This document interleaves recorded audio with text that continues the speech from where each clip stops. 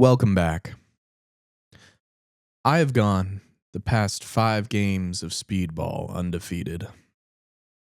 As have I. Bus it. I was like, what are you doing? Bust it. So confused. It's so awkward. Welcome back to another episode of That Podcast. I am your host, Daniel Weber. And I am your other host, Keller Blanchett. And today we're going to talk about some things, other things, and maybe even some stuff. And also, if it's your first time joining us, welcome in for the first time. Welcome. Yeah, welcome. And hopefully you'll stick around a little bit through the shenanigans. Before we get into anything important, like stupid movies that we like to talk about. I would say this is more important. Yeah, no, I know this. Anyways, we are doing a challenge with our buddies up in Arizona, the Riff Raft Podcast. Go check them out on Spotify or YouTube. We're trying to get to 1,000 subscribers each, and currently they're at like 216 right now, and we're at 196 as of today, so we're not far behind. They have a bit of a head start. We're trying to get to 1,000 subscribers, so our challenge to you, the audience, the listener currently, is to promote our content as much as you can. So anytime we post a short or anytime you like a short, you send it to a friend or repost it on your TikTok or, share it on your story. And if you like an episode or if you're featured in an episode possibly, show that to your friends, whatever. There will be a punishment. Daniel, would you like to tell what the conditions are if you lose? The loser, the person who does not reach 1,000 subscribers first, and by person, I mean persons, as in individuals, as in podcast team, has to do an episode in maid outfits. Yes. Which, now that I'm thinking through this, Mm-hmm.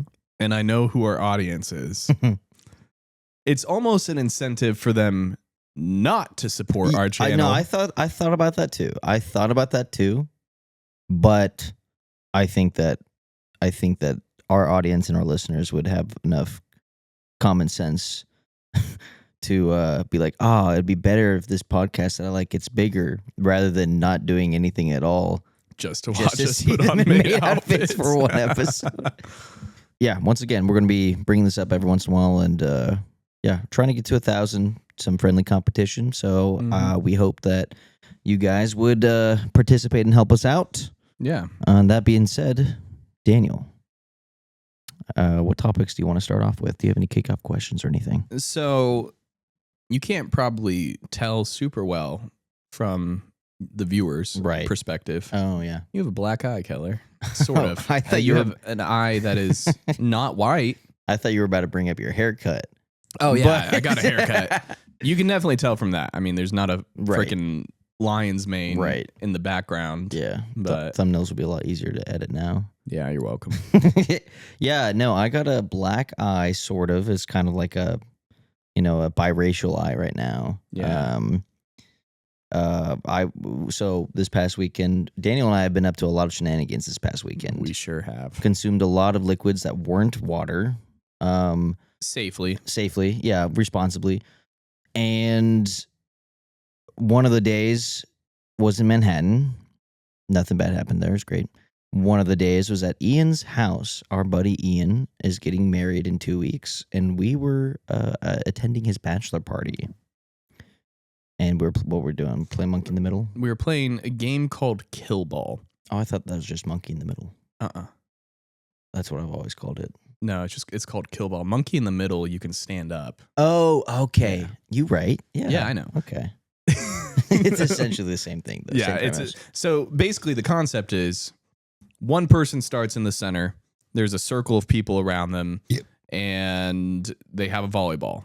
And the first person starts off, and you have to hit the ball 3 times. And then after the third hit, anybody, whoever is closest, can try to spike the ball as hard as they can down to the person in the middle.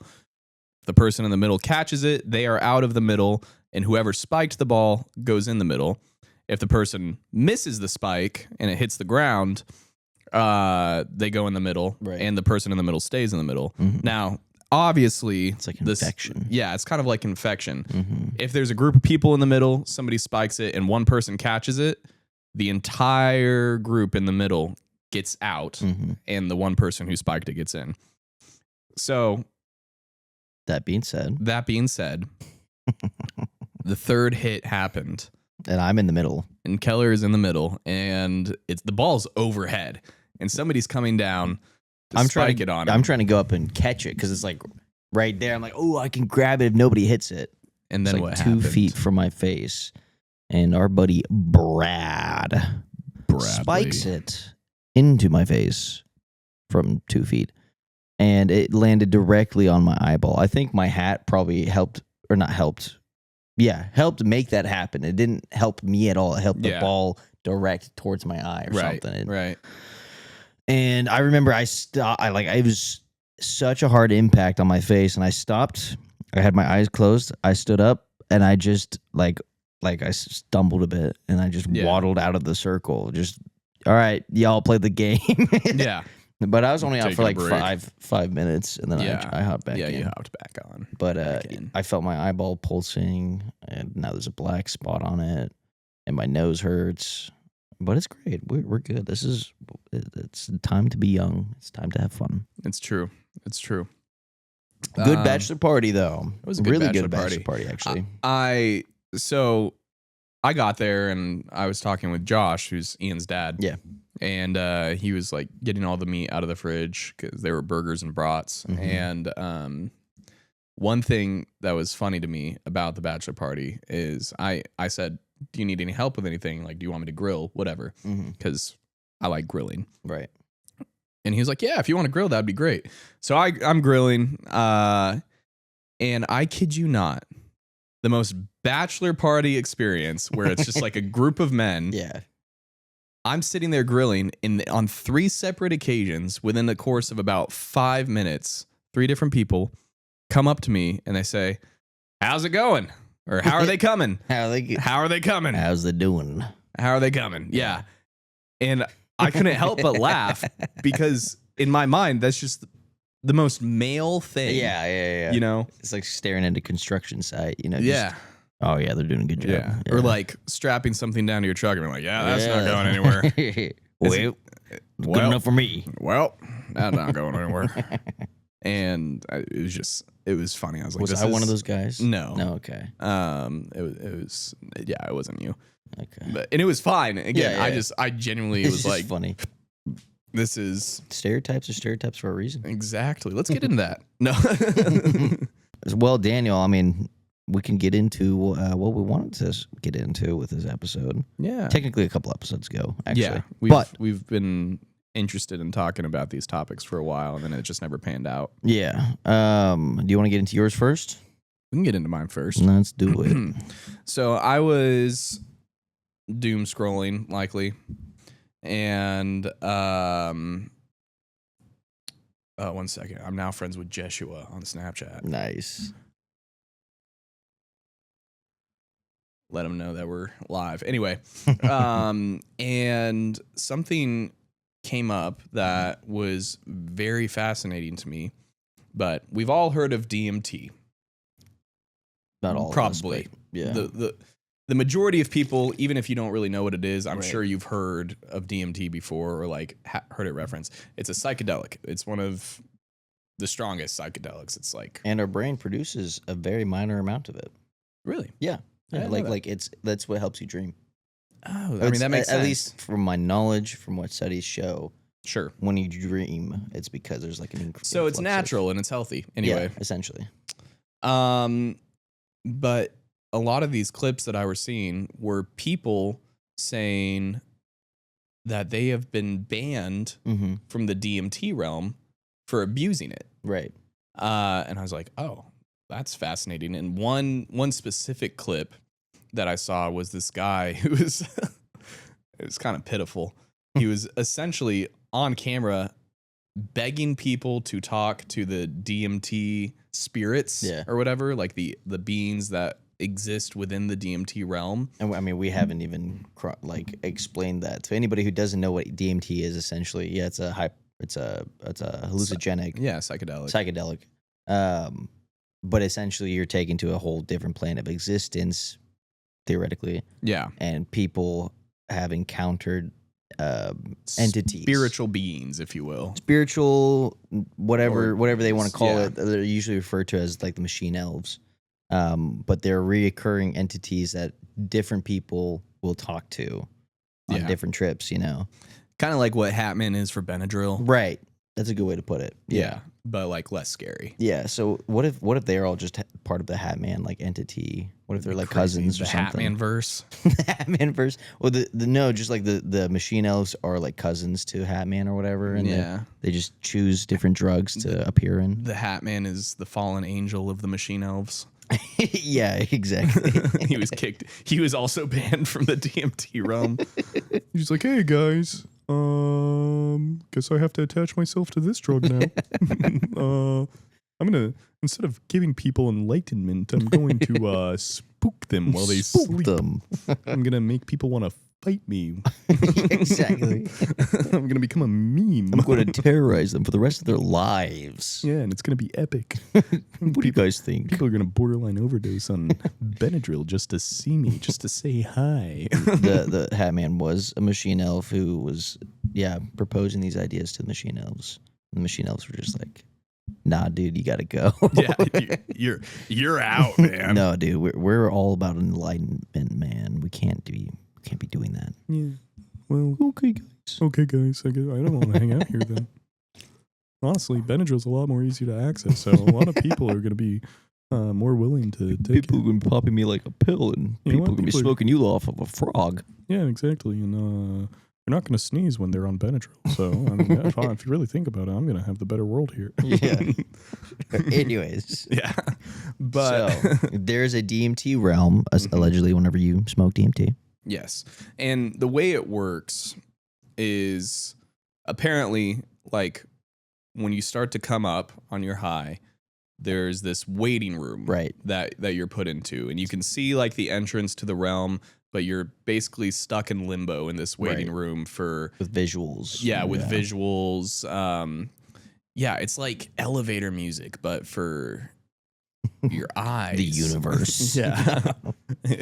And You're on the elevator to the inner workings of the universe. yeah, exactly. And then eventually you break through and you can just roam the spirit realm. Right. I don't even want to call it the spirit realm, just the DMT realm. Right. And you can interact with the beings. You can interact. There's like different artifacts and Yeah. things, and like different plants and stuff. Yeah. I'm saying all this.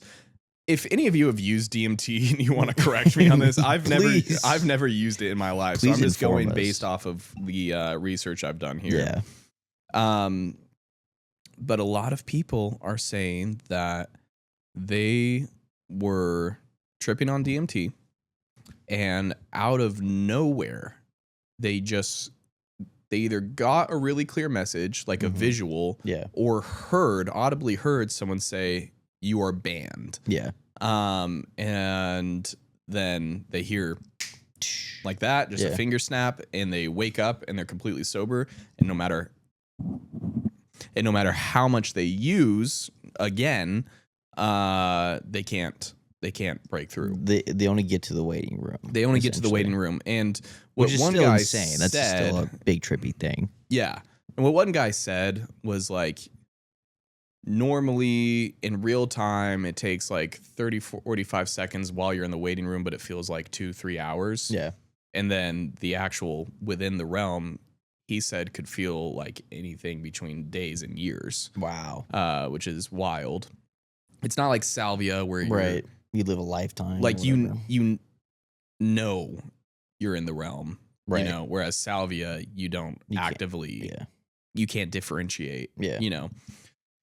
Inception. And yeah, so this one guy, the pitiful one, was like basically begging people who use DMT to Mhm. put in a good word with the machine elves and be like, can you please ask them to unban me? I genuinely don't know what I did. Bro got canceled by the elves. Yeah. When he was like, and I kept taking it and I kept getting in the waiting room and I would get to the entrance and I would audibly hear F off Yeah. and then just That'd be crazy. Yeah, isn't that wild? Just smoking some frog juice and then, all right, I'm going. Here it is. I see the light. No. Piss off! Yeah. Piss off, ghost. So there's a lot of speculation as to what it is. People have said that they experience it for different reasons. So sometimes they say the machine elves, again, say you were just abusing it and using it for leisure as opposed to seeking it. Enlightenment. Yeah, seeking enlightenment or curiosity. So one example is the lead singer of Five Finger Death Punch. Really? Said he was there and he was approached by this tall gray figure. And when asked what his purpose for being there was, he said, "Oh, I'm just passing through." And the gray figure was just like, "Nah." And then it took multiple months. Psych. It took multiple months. So you can get back, like in some cases. But again, some people say it's a permanent ban. But he said, and I had to go in and have genuine curiosity and a genuine urge or desire for enlightenment for them to let me back in. And then it was all good and Gucci. Okay. So the elves are just like, we're not weed, bro. You gotta want to have us, not just, oh, I'm just chilling. Yeah. Essentially. Yeah. Which I'm just gonna go home and smoke some DMT, you know? Yeah. So another name for the realm is hyperspace. Fun fact. Hey, that's funny. I didn't know that until I did more research on it. But the explicit rejection during the trip is called a hyper slap, is what people call it, where entities can confront the user, shove them out, like literally physically, instead of just a snap. Like Doctor Strange style. Yeah. And it was funny. It said, one thing I read said they can deliver a clear message like you've had enough, not now, go away, or simply banned. And yeah, the ban can last months to years or for the rest of your life. Interesting. Yeah. That's crazy. So what are your theories on that? I'm pretty sure I can imagine what they are, but what are your theories on I that? don't know. And that, see, the psychedelic realm, if you will, hyperspace is so foreign to me. Right. Like that concept. Because obviously I believe in a spiritual realm. Right. Do I think DMT allows you to pass into that spiritual realm where, let me backtrack a little bit.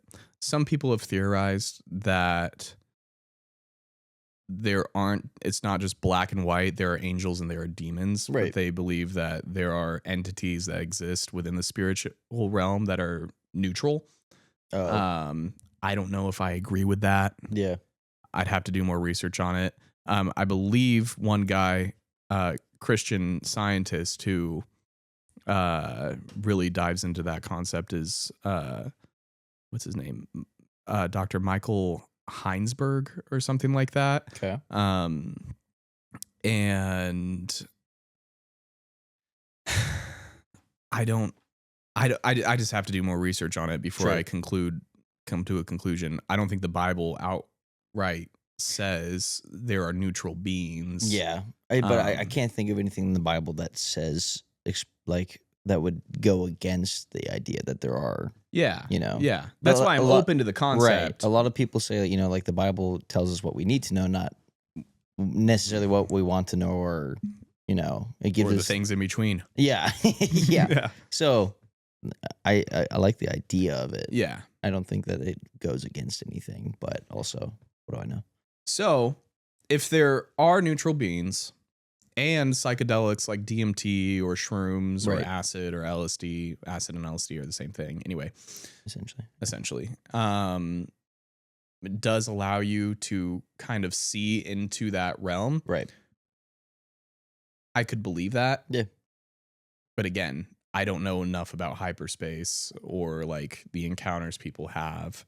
It's so fascinating to me because every single person I've talked to, whether it's a good experience or a bad experience, does say it is a very spiritual experience. Right. Yeah. And I don't know if that is just a trick of the devil. Right. Like, I want you to believe that this is spiritual, so Yeah. you can have an excuse to do it, type of thing. And it's Right. actually, I mean, we know that long term it can have bad ramifications. I mean, I remember the first time I did shrooms back years ago. I felt the same way about that, and it wasn't even that big of a trip. I still felt like more in tune with myself and more open nature. and yeah, like I am one with the world, and the world is one with me. right. I am a tree. I am that blade of grass. I am the wind blowing through the quantum wheat. theory. Yeah. No. So like I can get why, I imagine DMT is much more like that than even shrooms. I don't know. Were you finished with your theory? I was just gonna say I have a genuine curiosity about it, but not a curiosity that will ever push me to the point of experiencing it. Same. Yeah. I've heard. I don't want to say necessarily a similar story with being banned, but like there's this one Christian guy that I was watching back in the day who told about his time before being saved about. Actually, no. This is after he got saved, but he was still like living the same lifestyle.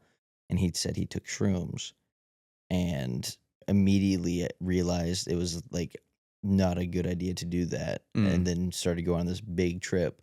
And he said he took a normal amount and this trip was way worse than it should have been. Kind of similar to like my Manhattan story almost. Yeah.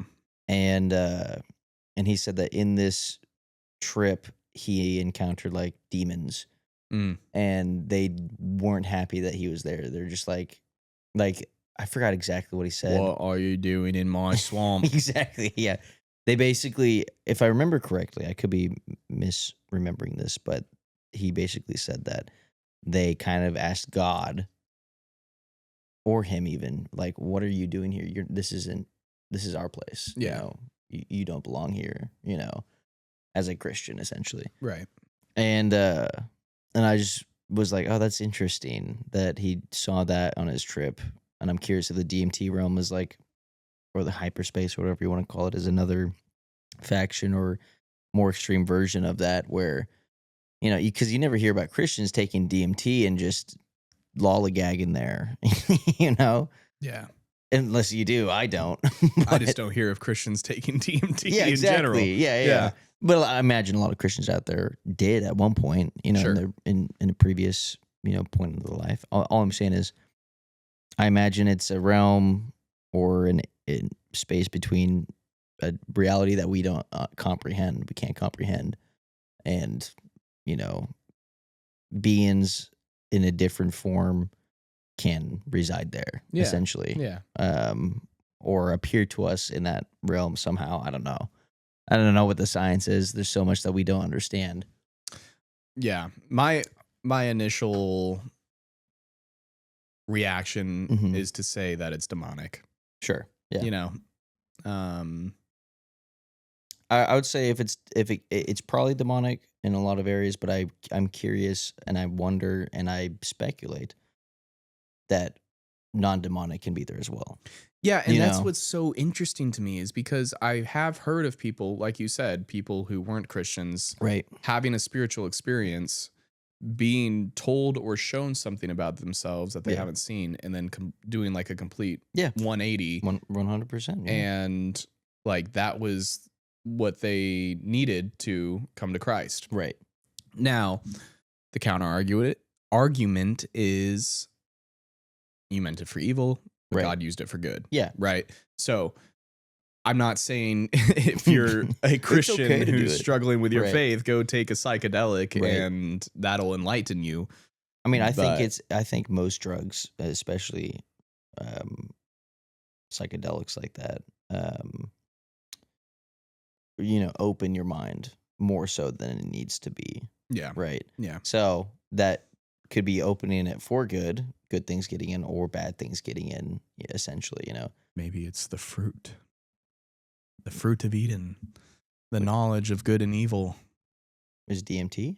I'm just saying, like, I'm not saying ate the fruit and then started tripping on DMT. No, I'm just saying, like, what if it's a similar concept where there's a forbidden fruit they eat it, all of a sudden their mind is open to things that they I see what you're saying. weren't technically supposed to know. I was just going to use alcohol for an example of like, you're more likely to do something you probably wouldn't do on alcohol. Okay, I would say alcohol is a mental suppressor, though. well, I was going to say I'm not using alcohol as like it's the same thing as DMT, but like alcohol there's a reason why people get in more trouble whenever you're drinking it often than when you're not, because it invites, and it doesn't invite much, but allows you to, it takes away a lot of the breaks in your mind, Yeah. and I'm wondering if that's like DMT and other psychedelics and stuff. They open your mind, remove a lot of the barriers that are limiting a lot in, I don't know. Yeah. I'm not wording it very well, but I get what you're saying. I almost wonder if it's just more of a insidious type concept. right. Yeah. And that's like the fear I have. That's fair. I think that's valid enough. Also, having anxiety probably doesn't help, because I know everybody says if you have anxiety, don't take it, type Right. of thing. So, I mean, depends. Yeah. yeah, Yeah. depends. But you, unless we had more to talk about, on Nah, that. I think we get wrapped up on that. Yeah, I think that was so. Let us know what your thoughts are. Actually, before we get into mine, I did write down something that still talks about DMT. okay. Side tangent on DMT.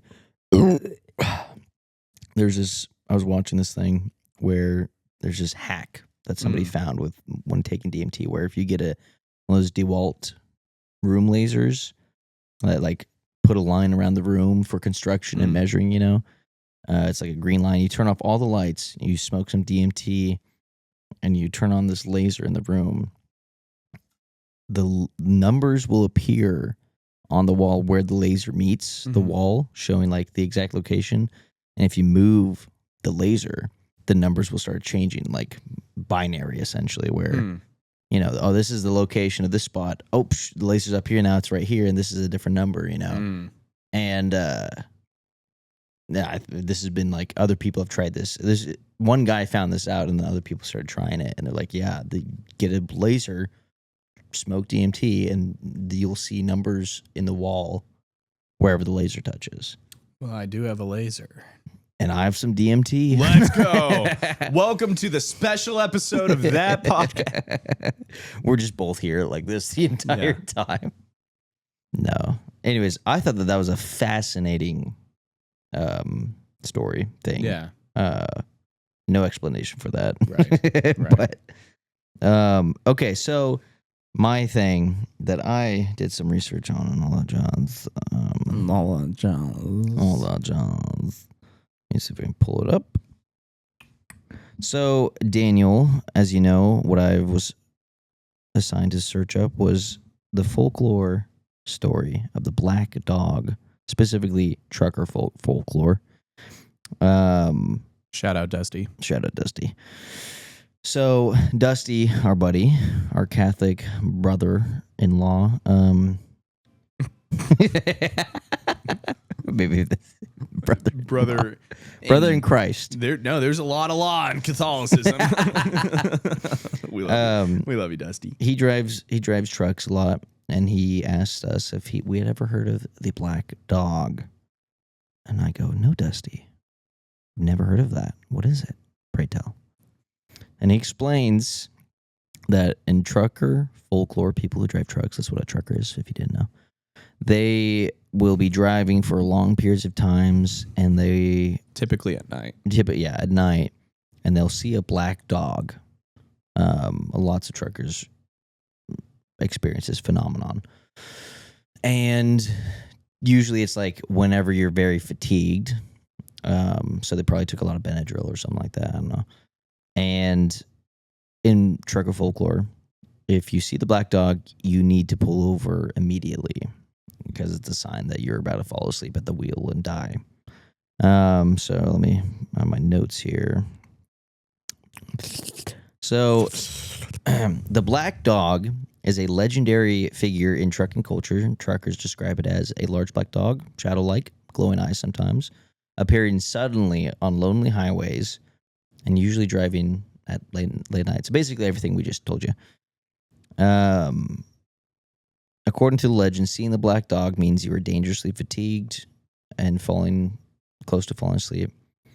Some drivers treat it like supernatural folklore. Others see it as a very real symptom of sleep deprivation. The likely explanation is sleep deprivation, which, I mean, I feel like a lot of people would just, dismiss it as that. But that doesn't answer the question of why is it the same creature, dog, shadow, whatever, appearing to multiple different people in different places of the world, that's really the most there is to it. It's you see a black dog on the side of the street, and Dusty said he had seen it before as well, which I thought was interesting. And I'd never heard of this before. Yeah. But what are your theories? Do you think it could be something spiritual, or do you think it's just like a common defense mechanism that everybody has in their brain for some reason? It's a dog whenever you get tired.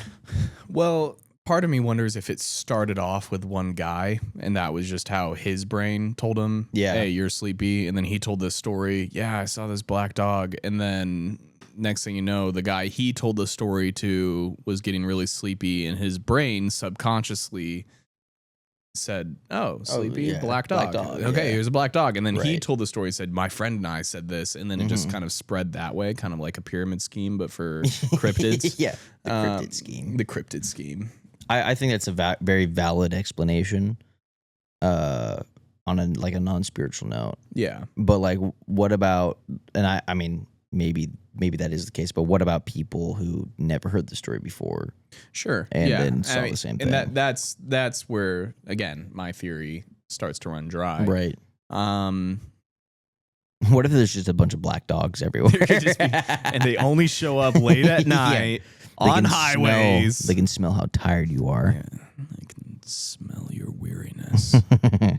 I don't know. It kind of sounds guardian angel-ish. It does a little bit. Which is, it would be, I mean, fascinating if we went to heaven and be like, oh yeah, that was Gabriel. Yeah. Gabriel. Yo, Gabe, dab me up. Dude, I got your back. You ran so many long nights, dude. Oh my gosh, I couldn't even do that. Is that slightly blasphemous? I mean, I don't think it's blasphemous. I don't. Anyway, I don't actually know for sure. Well, here on my notes, I have black dogs appear in folklore all over Europe. Okay. They usually represent death omens, guardians of the crossroads, hellhounds, and spirits, warning travelers. That's in European folklore. Examples include the Black Shuck, the Bargeist from northern England, the Phantom Hounds in Celtic mythology. And historically, dogs are associated with graveyards, death, the underworld, and guiding souls. So when exhausted truckers start hallucinating shapes at night, their brains probably pulled from ancient symbolic imagery humans have carried for centuries, which kind of that goes into your theory in a lot of ways, where dogs are just part of our folklore and stuff in our brains. I don't know. I've never had dog folklore in my brain. I can't say personally. Yeah. And I've driven late at night and never seen like a dog, but that's just my experience. Usually if I've like seen anything, it's like something standing, not something running on all fours, if that makes sense. Yeah. But here I have some real trucker stories. A trucker on Reddit described driving nearly 20 hours with a trainer forcing long shifts. He said, I was about 90% closed, fighting sleep. I see my black dog. I drove straight through because another car had gone through it seconds before, so I knew it wasn't real. And story 2, let's see. Another trucker explained, when you drive while very tired, your wheels start hallucinating. Yeah. The legend comes from ignoring sleep and hallucinating. And then it ends with a lot of veteran drivers say, if you see the dog, park immediately. No maybe, no finish the route, immediately. So those are just some. Park or bark? Park. Bark me. Dog just like stops. Yeah. Just starts barking back at you. Which going back to the first thing we sort of talked about. Yeah. Fun little thing that we did at our buddy's graduation in Manhattan. So our buddy was graduating from architecture school. Right. Or the architecture program at K-State. And we went up to support him, and we were mostly there for the graduation party, but right. we were like, we should probably show up to the ceremony as well. Well, that's half the reason we were there. Yeah, no, we wanted to show our support. We just wanted the free beer. Huh? Yeah. But one of our buddies was shout out Sam. Yeah, shout out Sam. Congrats. For graduating. Congrats, brother. One of our buddies was like, guys, when they call Sam's name to get his diploma, we should all start barking. And some of us were like, some of the group was like, absolutely not. But so there were a ton of really loud groups, and the entire time we were like, we have to outdo them. We have to outdo them. And so they call his name, and we start screaming. We're like, yeah. Go Sam. And then about half a second into us screaming, we start going, and Sam afterwards told us, he was like, dude, I looked over at the dean when you guys started barking, and his eyes got so wide, and he looked genuinely terrified. I was like, man, we did our job well then. He said we were the loudest, so I didn't think we were from our perspective. Yeah, because there were definitely groups of people that were larger groups. Right, yeah. And seemed louder. They were screaming and standing, and so I'm like, granted, both of us hurt our voice after that, so that could be in part of it is we actually strained ourselves. Committed to the bit. Yeah, we committed to the bit. And the parents that were sitting with us were just like, oh my gosh, silly boys. Man, these guys. But yeah, that was fun. Yeah. There is, I don't know the full story, and I don't know if I'm just imagining this, but there is a story similar to the Black Dog stories, but there's a specific like trucker highway somewhere in Wichita, or not Wichita, in the United States. Yeah. And it's like a super long stretch of highway. Right. It's just nothing but highway. Like Route 66? No, I don't think it is Route 66. I think it's like almost a mountain pass or something. But, and I'm trying to remember off the top of my head. Maybe I shouldn't spoil it. Maybe I should do more research on it. But there have been numerous reports of people. It was either seeing a lady dressed in white or guys in suits with briefcases. Just like randomly walking the highway. Yeah. And I mean, the story is always you never stop for them. If you see them, you never stop type of thing, because it's an evil spirit or whatever. Right. But I want to do more research into that. I want to say the Haunted Cosmos may have done a little segment. Oh, really? On that, but I could be wrong. Dude, I haven't listened to Haunted Cosmos in forever. Yeah, I'm not caught up at all. Oh, sassy. Oh, sassy. So topic change. Any oh, sorry. I was just gonna say, do we want to do the sponsor? Oh yeah, let's do the sponsor. Okay. Holding. Oh. Okay then. Do you need me to hold the mic for you? Probably.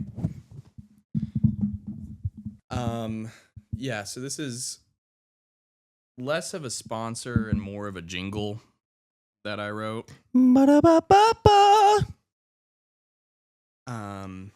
But now I'm trying to remember the melody. Oh no. Okay, I got it. Taking a real quick moment from this episode to give you the sponsor for the episode, Daniel. Thank you, Kelly. You're welcome, Daniel. Thank you. Welcome. Today's episode is brought to you by Sewer Rhyme.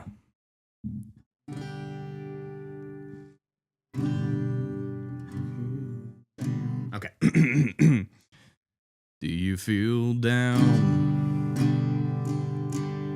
Do you feel lost and all alone? Like there's not a single road that leads to home? Do you feel sad? Not a loved one to be had, only a disappointed dad and an upset mom. Just hold your breath and pull the trigger.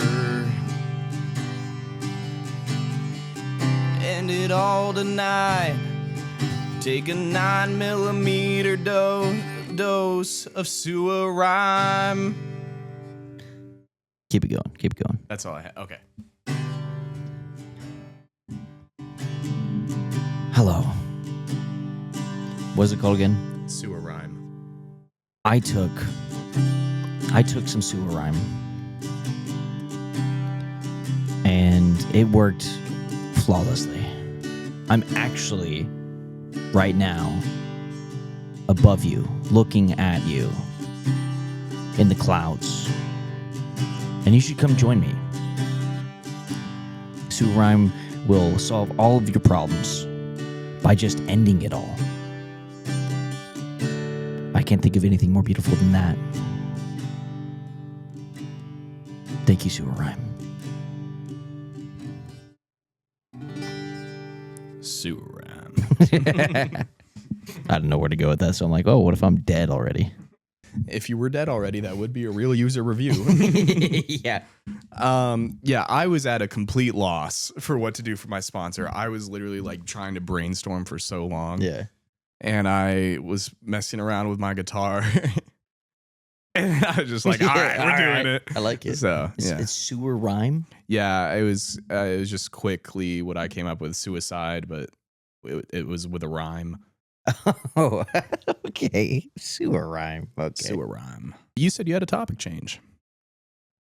Oh, I just wanted to move it to well, what I wanted to talk about was obsession. I know. But we haven't been able to see it yet. We haven't had a chance. But hopefully by the next episode or two, we've seen it. There's a new movie made by a couple of our YouTubers that we've been watching. That's a Bad Idea on YouTube. Go check them out. They're awesome. Yep. They did a somewhat short film. Yeah. I mean, it's over an hour. It's over an hour, yeah. It's like an hour and 12 minutes called Milk and Cereal. Mhm. And they also did a short film called The Chair, which won a plethora of awards. There's in some another one short they film did that festivals. I saw. Yeah. I don't remember what that one was called, but yeah, they've done some. They do good at making funny stuff, and they do good with scary stuff. And their movie, their last one, the Milk and Cereal one, was like reviewed by half the movie reviewers that I watch all the time. Yeah, And I'm like, oh wow, this is big enough that big time movie reviewers are like, yeah, go check out this movie. $800 budget, by the way. Yeah, $800 budget for a movie. Boom, full movie script. Yeah. Decent like Plot scariness. twists. Yeah, all that jazz. Yeah. Found footage. So, I mean, So that goes into the budget. for me personally, at least, I'm very inspired by that. Oh, yeah. I'm just like, dude, if these guys can do it, what's stopping us? Exactly. And now you will see that they did go to film school. Right. However, they dropped out. out of film school to start their YouTube channel. Right. And I mean, I was watching a interview with Curry Barker, who's the director and writer, kind of the mastermind, if you will. Right. Him and I can never remember his. It's what's his buddy's name? I don't remember. I don't remember either. Even though he's the guy who acts in most of his videos with him. Yeah, he he does all the acting. He's and the one stuff. in the movie. Yeah. Yeah. It's like you and me. Yeah. Yeah. I guess so. Except I see a little bit of Curry in both of us. Anyway, Sure. Anyway. And he was like, yeah, I mean, our main goal was to create Key and Peele level sketches. Right. But basically every sketch was something that you could find in a movie. Like that's a scene out of a movie type of thing. Right. And then they went on, I think The Chair. Oh wait, no, they dropped out of film school. Never mind. I was thinking of something else. I was going to say The Chair was their final project that they were going to be doing, but it is very inspiring because we see Raka Raka. Right. Talk to me And bring her back. Going from what you eating there, Billy? To what you eating there, Billy? To relatively renowned horror movies. Like Talk to Me, when that came out, like everybody watched that. Yeah. You know, and it wasn't like a Halloween release. It was a horror movie in the middle of summer, just like Obsession is now, you know? So. And Obsession is like breaking the charts. Right now, yeah. Right now. Like it is all the rave of the horror realm. Yeah. People are saying everybody it's the scariest. says it's a good movie. People say So they say, I think people are saying it's the scariest movie, but they're like, it's not jump scare scary. Right. It's just suspenseful. It's suspenseful, and it's like secondhand embarrassment scary. Yeah. Like he does it so well. And from what I've heard is the girl who plays Nikki, did such a good job with her acting that it's just like you get lost in the moment. You're like, this is not a movie type of thing. And I think that's really impressive. Yeah. And I have a lot of ideas that I think we could, with good studio backing budget, hint, hint, wink, wink, A24 sponsor. Oh, well, let's first get good at filming and making stuff, and then and then doing completing that. our goals. I would love to quit my 9 to 5 to become a full-time film person. But the only way we can get there is by filming more. That's what I want to do. That's what I want to do. Yeah. If we can do this once a week, we can do a video. We can do a video once a week. Anyways, go check out the trailer for Obsession, and pray that one of these days we can do something like similar. that. Yeah, that's the dream. Did I talk about Passenger on the podcast? Oh, on the pod? already? No, I don't think so. So there's another horror movie coming out called, it's either The Passenger or Passenger or something like that. And I was sitting in bed scrolling through TikTok, again, doom scrolling, after my DMT rabbit hole, and there was an ad for it.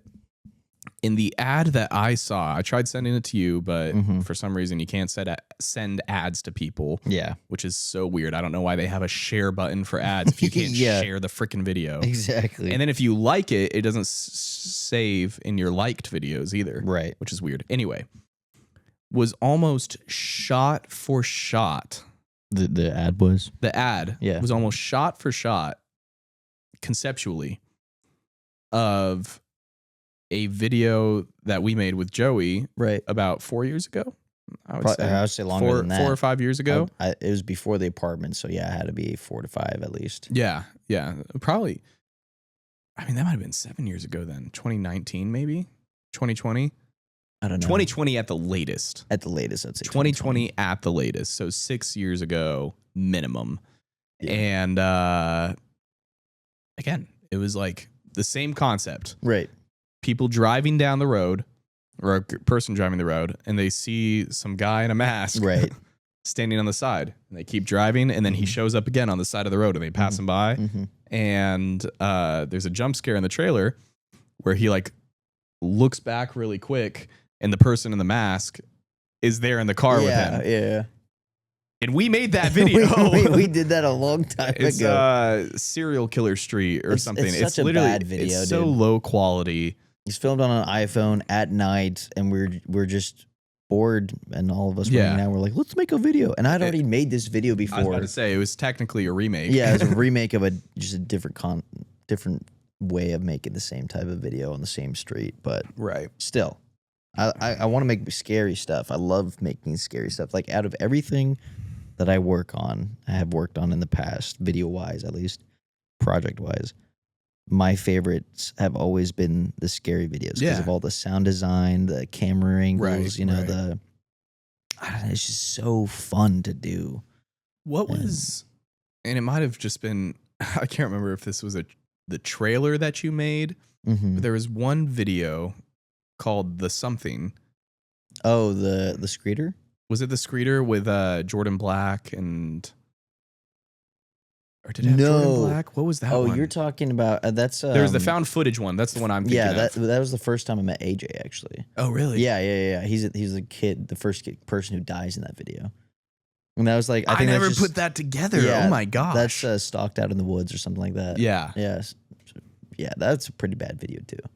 But at the same time, you were what, like 15, 16? I was at least 18 or 19, I think. No. Yeah. No. Yeah. Fact check it. How old are you right now? 25? 25. Let's go look at my videos. I know this channel better than this man does, and it's not even my channel. 7 years ago. Chart. Was when Stalked in the Woods came out. Serial Killer Street was 5 years ago. So 2021.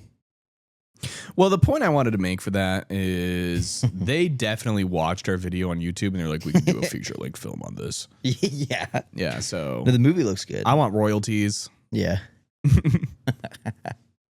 We have video evidence that we're being ripped off. Yeah, exactly. I have kind of slasher-ish a short film concept Mm-hmm. for my Puppet Master idea. Mm-hmm. That's like an alternative way you could take it. Right. And I kind of remember when we watched The Void, Yeah, the Lovecraftian movie. the Lovecraftian movie, and it had like the creatures and they were Yeah. coming down the hallway and they're like chopping at them with axes and stuff. Really bad movie, by the way. Awful film.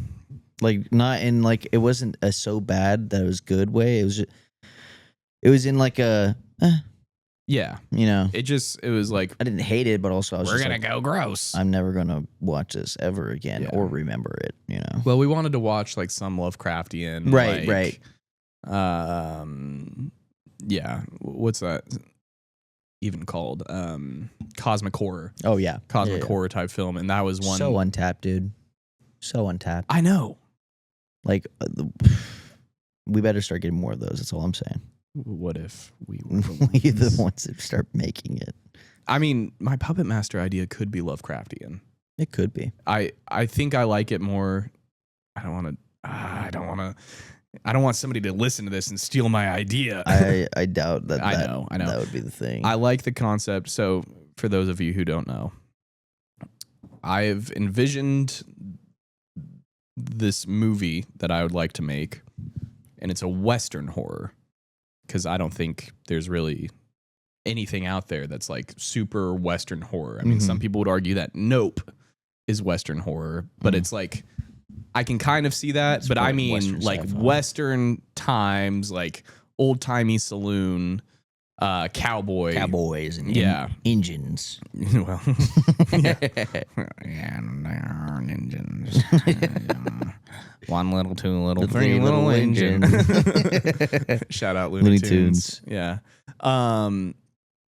But it's about this gunslinger who is on this quest to hunt down. It sounds so basic and like entry level writing, but who's on this quest to hunt down a creature that killed either his entire family or just his wife. Maybe he didn't have any kids. I think him having kids could make my concept creepier. Because then the puppet master could pull out the kids' heads. Right. Yeah. So what the puppet master is this creature that this is going to sound so disturbing. I don't know how I think of these things. Anyway, this is what keeps me up at night. This is what helps me go to sleep at night. What are you talking Yeah. about? And the puppet master is this creature who will essentially go and remove the entire head of its victim, of a victim, and then it has like these tendrils coming out of its body that attach to the brain stems of the victims, and then they use it as like a mimic. Right. So that draws in the next victim. Yeah. The more victims it collects, like the more tendrils start growing, and then eventually it's just like this collection of heads type of thing. I guess I never saw it as that. I always saw it as a one head at a time kind of thing.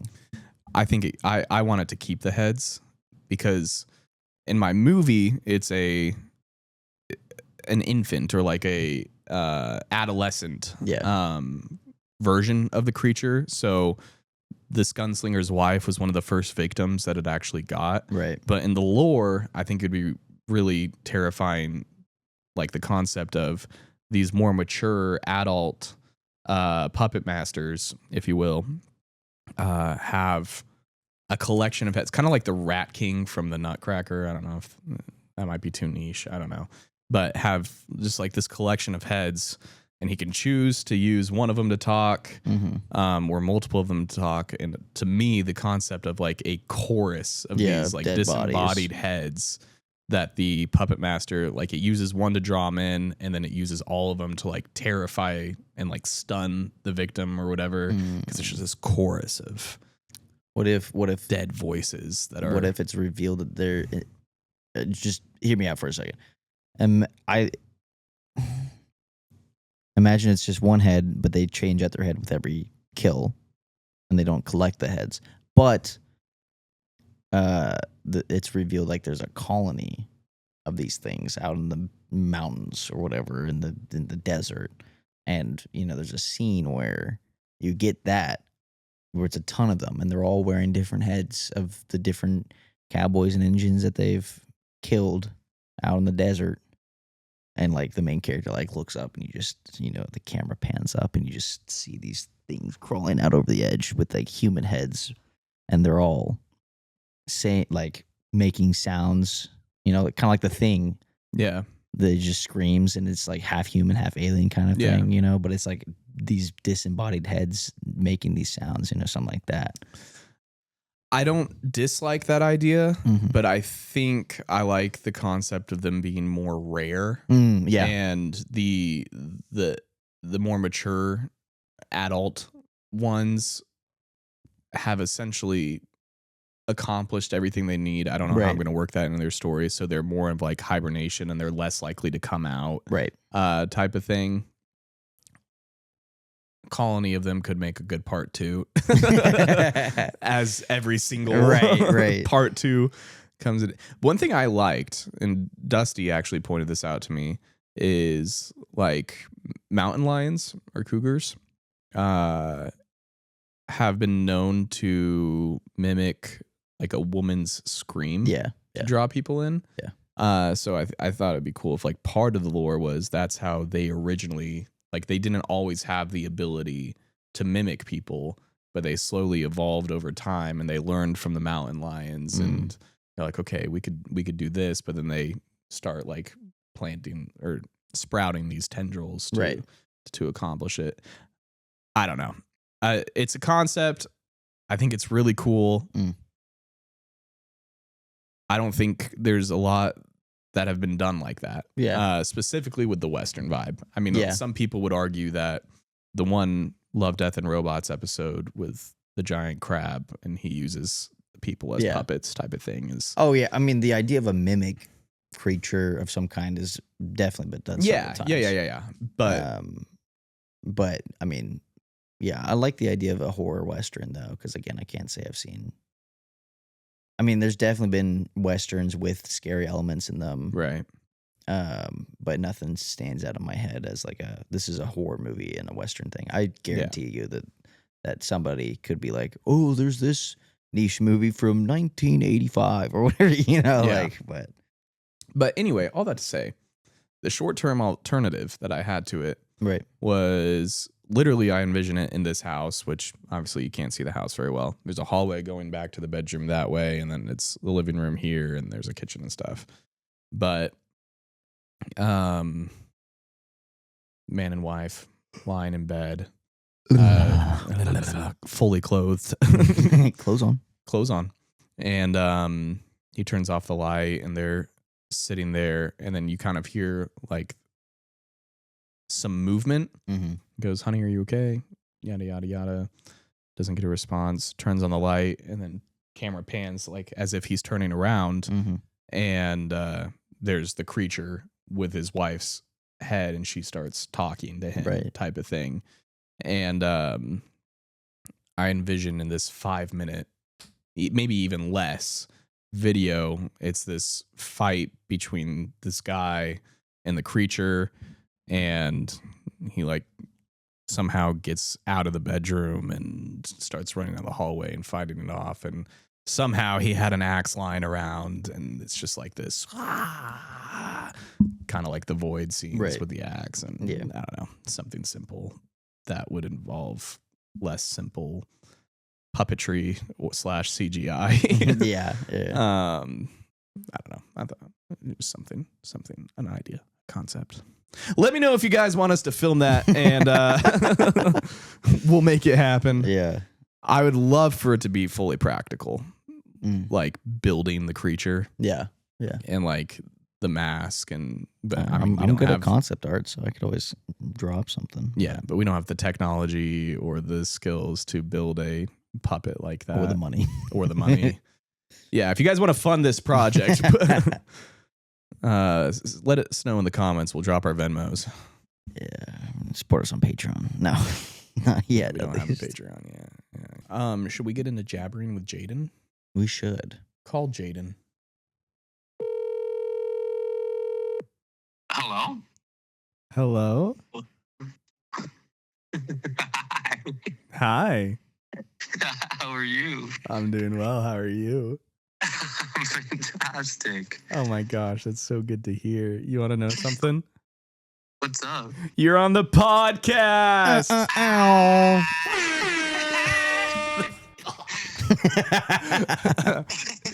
Welcome to another segment of Jabbering with Jaden.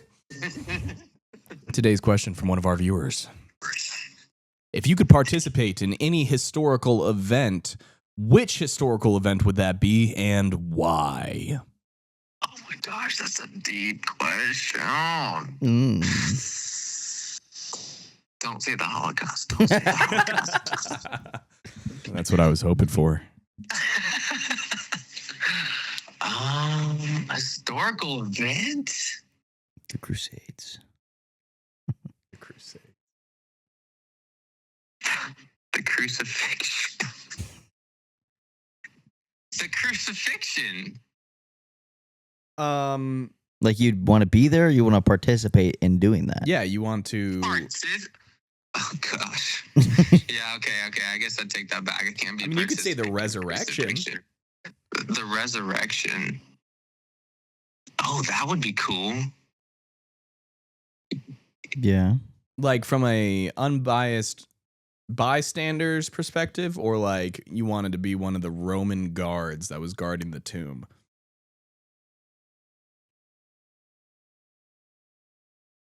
A bystander. And why? Because the testimony would be crazy. The time frame between then and then like when people see him, Right. we don't know much. Yeah. Imagine how much you could learn right then and there. Yeah. Huh. Do you think part of the reason you would like to witness that would be to alleviate any doubt that you might have around the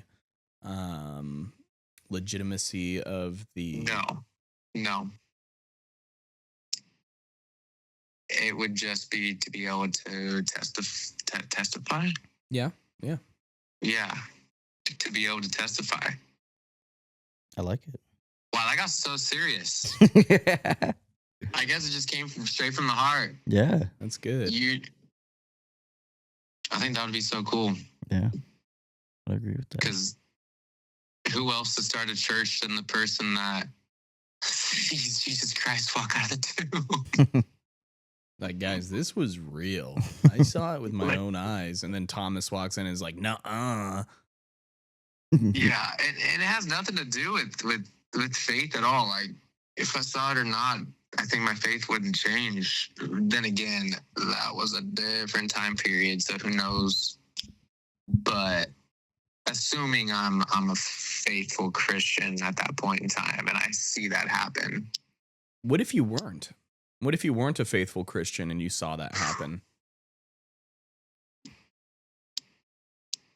One hell of a testimony. That's true. Yeah. Yeah.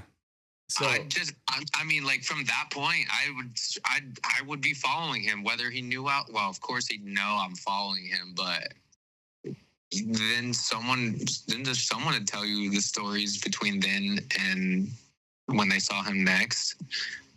Yeah. So you'd convert then and there. I think if I was someone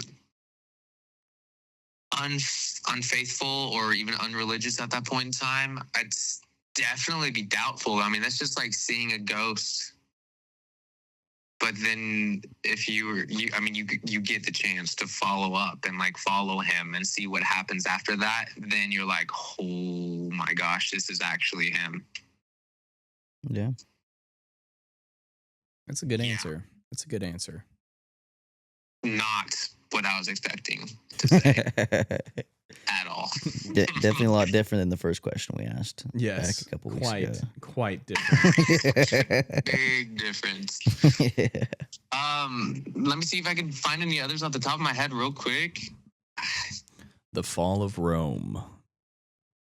Like, probably maybe on another religious note, like between the Catholics and the Protestants, like during the war. Like around Lutherans' time? Say that again? Like around Lutherans' time? Yeah. Yes. That's it. Yeah. Yeah. I don't know any like specific significant events from that, but I can just imagine like Bill and Ted style. You and Dusty go back to that time and you swap side, or you're not swapping sides, but like Dusty's on the sides of the Catholics and you're standing behind Luther with a stone ready to throw. Dusty and Jaden's big religious adventure. Yeah, Dusty. Yeah, exactly.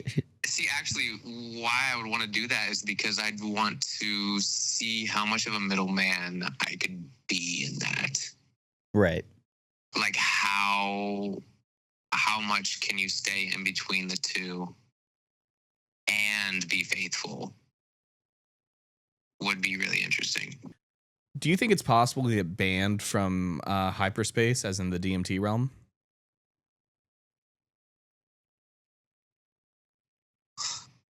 Ask that question again. Do you think it is possible to get banned from hyperspace, which is the name that is commonly used for like the DMT realm? Oh, okay. Yeah, I've never heard that before. Like spiritually banned? Yeah.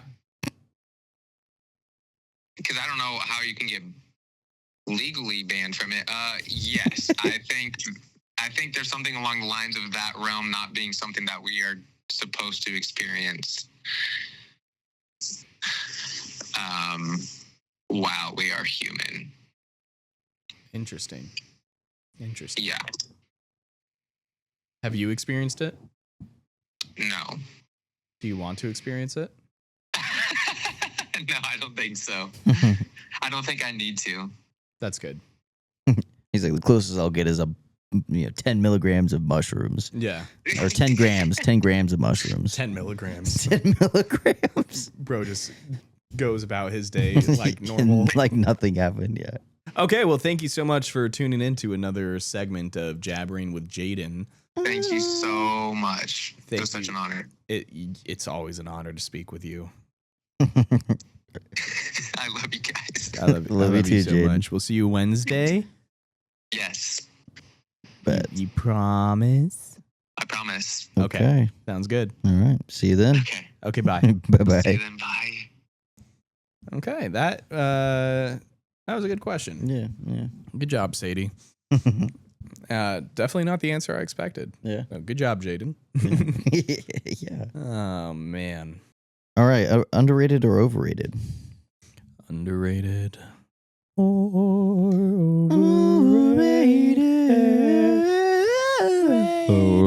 Overrated. Underrated or overrated? I'm loving it. Have we done McDonald's? We haven't. Let's do it. McDonald's, overrated or underrated? 3, 2, 1. Underrated. Oh, Gosh dang it. I was so close to saying overrated too. Me too. But I can't say overrated can't because either. it is consistently known as not that great. Yes. You know? Yes. So like I don't think I know a single person out there who says McDonald's is the best.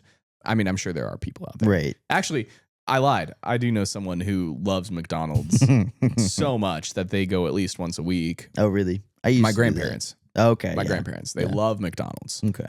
And I feel like that's different. Like they've made a date out of it for Yeah. every week type of Yeah, thing. They're just yeah, like, okay, well, Wednesdays is when we go to McDonald's. Yeah, Type of yeah. thing. So I would put it as a lot more underrated if they still had the dollar menu. Sure. However, if you're not getting their meals right, and you're sticking to the basics, you can still get 2 sandwiches, whether it's a chicken sandwich or a McDouble, whatever, a medium fry and a drink for $8. I always get I believe it's the number 7. That's Yeah. 2. Yeah, number Yeah. 7, large fry and a Sprite. That's what I always get because McDonald's Sprite. actually I think McDonald's Sprite is not- Overrated. Yeah, overrated. It doesn't make I've never once experienced the static feeling that everybody says that it has. It just tastes like really watered down It's just a Sprite, marketing scheme. right? But that being said, yes, I don't always go to McDonald's because I try to be a bit more healthy and I care about how long I live.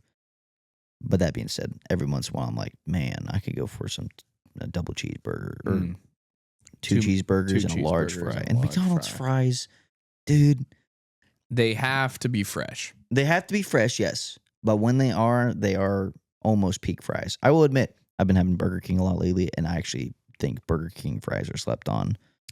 But I haven't had a Burger King fry in so long. dude, I had some the other day, and I was just like, dude, these are actually really good. And then my boss, Ron, is like, doesn't beat McDonald's fries, though. Yeah, I'm of like, course. well, sure. I'm surprised anything doesn't beat Freddy's fries, though. No, we all agree on Freddy's fries. Really? Yeah. Even though he loves Freddy's? He doesn't love Freddy's. Oh, okay. We all have very similar opinions on Freddy's. Oh, I thought he was the one who was like, let's go to Freddy's. We just go there a lot because Marcus likes Freddy's a lot. Okay. But Marcus. Burger King is right down the street from us, and so we go. He gets Burger King a lot, and I'm like, actually, I think this is I'm happy to eat this for lunch, if that makes sense. Their burgers taste like they use fake smoke in them. I don't know if that makes sense. So they have, the liquid smoke exists, where it's just like a flavoring, Right. smoke flavoring.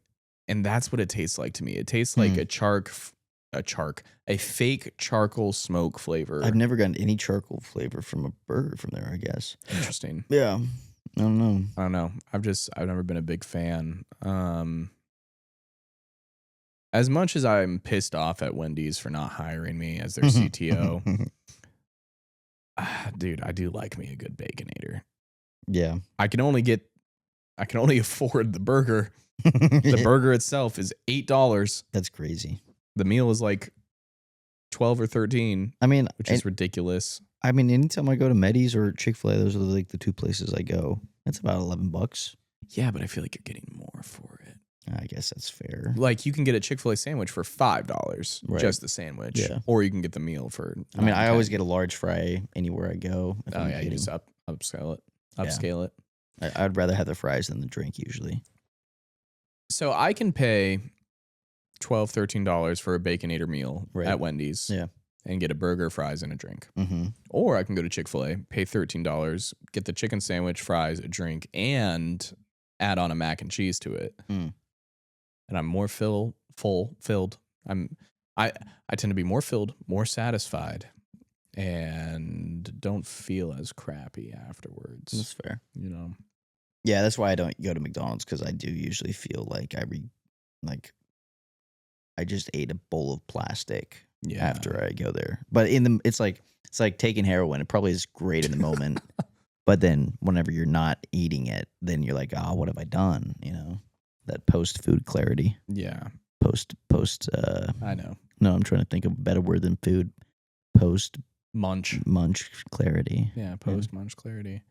See, I figured out that it was always because I got too much food when I went to McDonald's. Because Mhm. back in the day, it was so cheap. I was like, oh, yeah, I might as well get 3 Right. chickens and a Yeah. large fry and a drink. And you know what? Throw on a 20-piece McNugget while we're at it. I swear, I used to put down a 20-piece McNugget, Mm-hmm. 2 McChickens, a large fry, and a large drink. Yeah. I don't know how I did that. Neither do I. I was the would same way as a throw kid. up. Mm. I would throw up now Yeah. if yeah. I even attempted. What's I like the concept of post munch clarity. What are some foods that you have that with besides mm, McDonald's, obviously? Right, besides McDonald's. That's a good question. If I eat an entire box of mac and cheese by myself, Mm. that's one. Okay. Does it happen often? No. Okay. No, normally Normally, Sarah and I will split a box of mac and cheese. And I Right. feel like that's a good. I mean, calorie wise, it's still awful for you. Right. But like, at least we're, back in my day, in Yeah. my 20-piece McNugget, 2 McChickens, large fry, large drink day, Mm-hmm. I would put down an entire box of mac and cheese and some chicken nuggets. Okay. Could not. I tried that the other day. Yeah. I was like, I'm pretty hungry. Yeah. Was sitting there. Yeah. Oh. I don't want to eat anymore. Ooh. Eats the gun. Yeah. Yeah. For me, I'd say one thing that comes to mind is donuts every single time. Really? If I like donuts. Yeah. I'll eat one donut. I'll go to QT in the morning and be like, I need some food. Grab a donut and be like, I'm hungry enough. I can have more than one donut, so I'll grab 2 or 3. After that first donut, I still have 2 more donuts to eat, and I'm like, I really don't feel like eating those right now. The first donut was all I needed, and every single time, I always go overboard because I'm like, that initial bite is just amazing. After I've eaten, I'm like, no, I can't have any more of this. I'll get that occasionally with like Chipotle. But Really? it's only when I go hard in the paint. Like I'm Mhm. talking double protein. Right. Back in the day, Yeah. I used to do a double wrap burrito. Yeah. I'd get double rice. I would keep the beans the same, but then double protein, Right. and then everything else that I add on. But the double rice plus the 2 tortillas Mhm. plus the double steak, Mm-hmm. man, that I do the put same. me in a food that coma happens with so me- fast. That happens with me with Medis. Really? I love Medis. You know that. But lately, I think I've had it so many times. Like I'll get my usual The big bowl. the heavenly hummus with steak is what I get Oh, okay. every single time I go there. And by the third pita bread slice that I'm stuffing into my maw, I'm like, oh, I can't have any more. And then I regret it, but I don't because then I just save it for another meal later. It's literally 2 meals for like $13. Yeah. So that's why I like Medis. Yeah. And recently what I've been doing with Chipotle is I'll get a bowl, do the tortilla bit where it's like 65 cents more for a tortilla. It used to be free. Now Yeah. it's 65 cents. Half the bowl in the tortilla, and then I can save the other half for later. Yeah. And it's like $13 for 2 meals. Mm. I say I've been doing that. I'll eat the rest of the bowl. Yeah. Because we all know it's not as good reheated, Yeah. Obviously. obviously. That's why at McDonald's you can always reheat it just fine because they came out of the freezer before it got put in your bag. So Now I want to make chicken. imagine how I feel right now. Oh, yeah, you're fasting. That's right. How long is your fast going to be? I'm just going until Wednesday. I figured after the weekend I needed a deep body cleanse. So Yeah. Yeah. Again, responsibly. Hey, you were able to drive home both nights, so That's true. I wasn't either Oh, did one you of stay those at nights. Ian's? Yeah. That's wild. Yeah. It's a bachelor party. I indulge in the bachelor partiness of it. Anyways. Yeah. Whether I should have driven home on Friday night is up for interpretation. I'm joking. I made sure that I would not go over the top, and I wanted to make sure I could get home to my wife safely. And Yeah. I had your life in my hands, and I wanted to make sure I was a good steward of that. But when you zonked out, man, because you did zonk out. Yeah, I did, didn't and I? I was like, all by You did say I could fall asleep. No, I told you to. Yeah. It's okay. I was thinking. Yeah. Well, anyways, I mean, I'm I'm pretty happy with this episode so yeah. far. I have a character we can Okay. do if you want. Yeah. Do you have any characters? No. Okay. No, I don't. All right. All right. So this character is you're a bank teller, Okay. and I'm the Kool Aid Man. Okay. And I'm going to be busting through the wall. Okay. I figured. Okay. All right. Ready? Okay. Dude, these shorts are just showing everything right now. Oh, sorry. Okay. Oh, I'm clapping on my keyboard. I get it. I see. Okay. Oh yeah. Oh yeah. I don't have any money. It's all in the safe. It's all in the safe. No, please, no. Oh yeah. No, please. What do you want me to do? I'll do anything. Oh yeah. Oh yeah. Oh. Okay. Yeah. They have dye packets on them. Is that okay? Oh my gosh. Oh yeah. now we have multiple mics. We're gonna have to play mic roulette. One of these mics stinks so bad. Oh my gosh. One of these mics has not farted on. Tainted. It'd be funny if that was the one that did get farted on, though. It would, yeah, it would be funny. Yeah, and I put it in my mouth. Anyways, oh yeah. Oh no.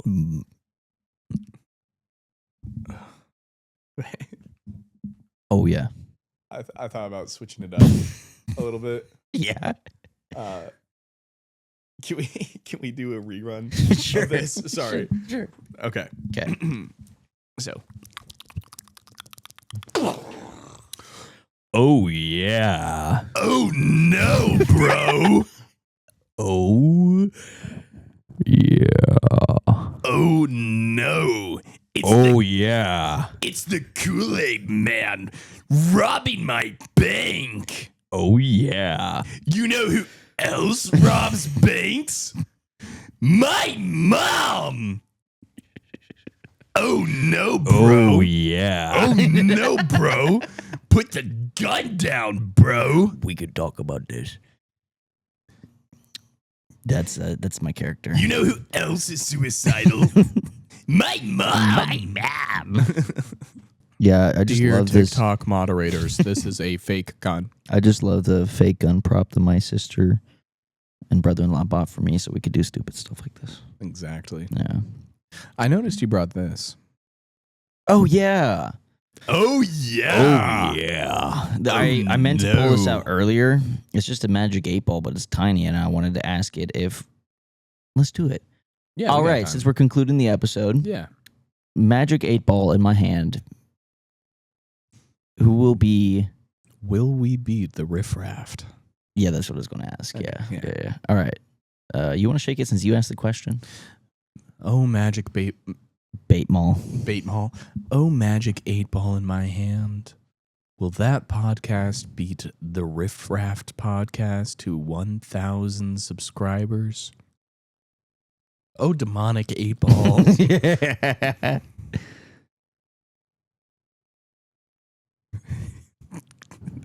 No. Well, that settles it. I guess we should just wear order we the just order them costumes right now. No. But watch it come true. Right. And we're like, the 8-ball said. Yeah. I've been wanting to pull that out for a while. I've always thought it'd be fun to like ask it a question and then like, I don't know, use that as something in the episode. But yeah. He's been wanting to pull that out for a while. Pull out my 8-ball. All I ever wanted was $2 million and an 8-ball. An 8-ball. Is that too much to ask for? Anyway, I think that's probably a pretty good place to wrap it up there. Yeah. Slightly chaotic, but you know. Yeah, we wandered a lot in this episode. It wasn't horrible. I told you we were going to talk about things, and other things. That's true. Maybe maybe even some stuff. Yeah. Well, everybody, please help us with this challenge. Start sharing our videos and TikToks. If you've made it this far, prove it by posting your favorite short of recent posting on our TikTok or Instagram or YouTube on your story. No one's actually going to do that, but no, I know they won't. Yeah, but no one is going to. But it'd be awesome if you did. And help us to get to 1,000 subs. We would be forever in your debt, sort of. I'm not paying anybody's debts, but we would be in your debt. Do you have a word of the day, Daniel? I do. All right, let's hear it. Today's word of the day is actually the Merriam-Webster's word of the day for May 18th, 2026. And it is vindicate. To show that someone is not guilty. It can also mean to show that someone or something that has been criticized or doubted is correct, true, or reasonable. For all you kids at home, go use the word vindicate in a full sentence this week. That is your homework. For instance, your teacher could be getting on to you for being a bad student, and then you find out, the school finds out, and your teacher finds out, that there is a alien clone version of you that has been running around and causing mayhem, destroying things, putting thumbtacks on the teacher chairs, all that jazz. And the alien clone of you was shot and killed on sight by local forces. In a hotel room. And your teacher comes to apologize to you. And you tell the teacher that you feel vindicated. Let's vindicate with an ED added at the end. It's just a D technically at the end. You're right. I'm homeschooled. I don't know anything. We know. And your teacher then allows you to go the rest of the school year without having to go to spelling class because you obviously know some good words. And you're happy because of that. That's good. We kept it clean. We kept it pure. Thank you guys so much for tuning in to another episode of That Podcast. And once again, if it was your first time joining us, thank you for joining us. Thank you. Thank you. Now we have fart mics and spit mics. Well, we've had spit mics. We've had spit mics for a while. That's what we have. Oh, and if you got this far, as also put vindicate in the comments below. Yeah, put vindicate in the comments so we know who the real ones are. Yeah, which has been zero people lately, by the way. No, I'm kidding. How many times do I have to say, you guys suck at commenting? Yeah. Anyway. Till next time. Mwah. That was a stinky fart, dude. Oh, unless it's really stinky. Really stinky. People think it's this fat guy next to me. You know